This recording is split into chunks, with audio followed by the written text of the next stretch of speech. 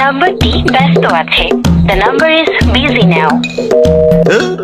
এই বিদ্যুৎ অফিসের নাম্বারটা যে এত বিজি থাকে। আরে তো ভাইয়া, তুমি খাম্বার খুঁটির উপরে কি করো? ওরে বাপুরে, এ মরার শখ হয়েছে নাকি?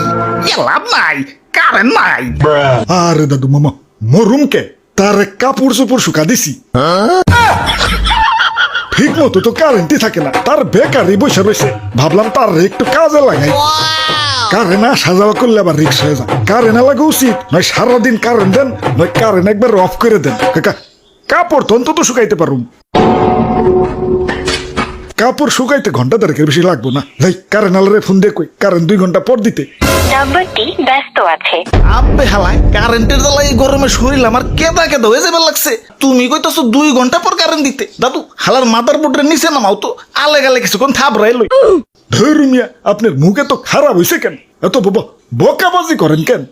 আর যে এলাকায় থাকি একটু পর পর যায় কারেন্ট, মুখের ভাষা যে তাও কন্ট্রোলে আছে, এইটাই তো বেশি।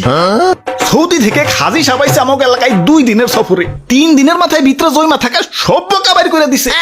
ইয়া মাদার বোর্ডের কারেন্টই ইস এলাকা সে মে হনি জাতি দুবারা কখনো নিহি আতি। এ বাপুরে, এই গরমে সবচেয়ে স্যাটিসফাইং শব্দ কোনটা জানো? কোনটা? ইয়া লম্বা লোডশেডিং এর পর হুট করে ফ্যান চলার শব্দ। কি শান্তি! এ মনে হয় জান্নাতের উচ্চ মাকামে আছি। এ যখনই জান্নাতের বাতাসে চোখে একটু ঘুম চলাইব, অমনি দিব আবার লোডশেডিং। এ মনে হয় ঠাস করে জাহান্নামের নিম্ন স্তরে নেমে গেছি। দাদু কাল সারা রাত কারেন্ট আসছিল না, তাও আমি ঘুমাইছি কেমনে জানো?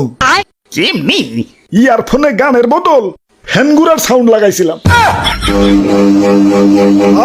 সেই ঘুমাইছে।